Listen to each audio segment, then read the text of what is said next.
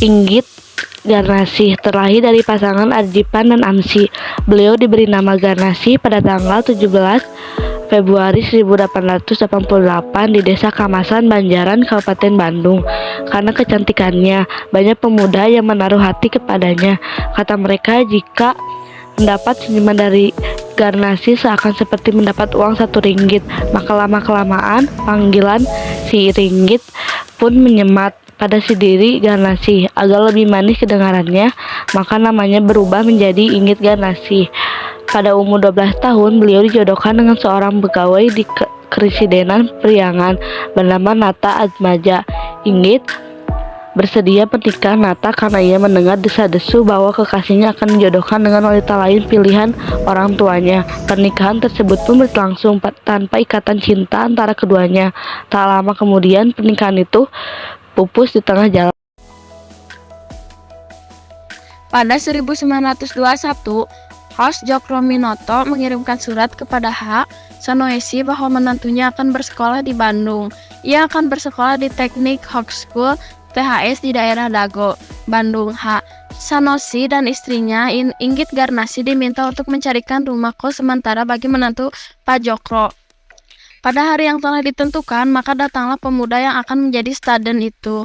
Namanya Soekarno. Karena mereka tidak menemukan satu rumah yang sesuai, maka Soekarno diberi sebuah kamar di bagian depan rumah Sonesi Inggit di daerah Kebon Jati. Ia pun betah di sana.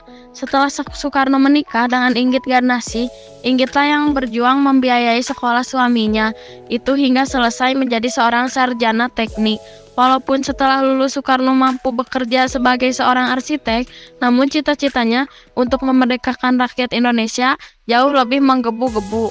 Inggit paham dengan cita-citanya itu sehingga ia tidak pernah mengeluh soal ekonomi dan berusaha sekuat tenaga untuk mendukung cita-cita luhur tersebut. Inggit Garnasih, istri pertama Ir Soekarno, dikenal dengan jamu buatannya. Inggit Garnasih, istri pertama Insinyur Soekarno, dikenal dengan jamu buatannya yang memiliki resep khusus meskipun resepnya tidak diketahui secara pasti oleh warga sekitar. Jamu ini memiliki nama tersendiri. Teks tersebut menjelaskan bahwa Inggit Garnasih memiliki resep jamu yang unik, namun tidak memberikan informasi lebih lanjut tentang nama atau khasiat dari jamu tersebut.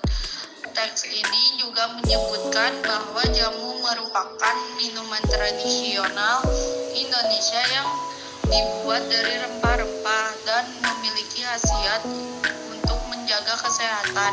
Informasi tambahan menyebutkan bahwa jamu masih dibuat dengan cara tradisional, yaitu dengan menumbuk dan menggiling rempah-rempah di batu pipisan.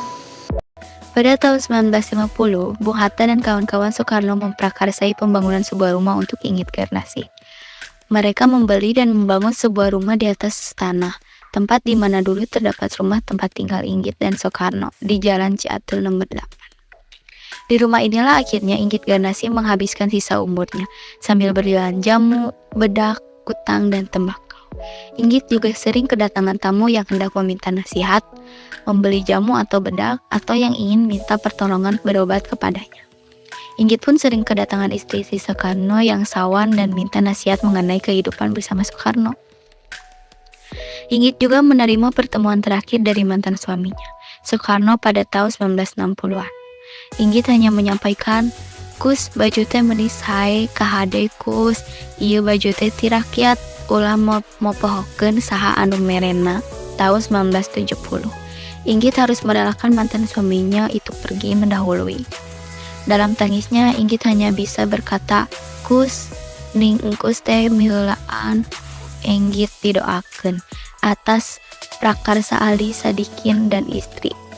Inggit Garnasih juga sempat bertemu dengan Fatma pada 1980 dan keduanya telah sama-sama saling memaafkan. Inggit Garnasih berpulang pada 13 April 1984 di umur 96 tahun. Beliau dimakamkan di Pemakaman Umum Polri Caringin, Kabupaten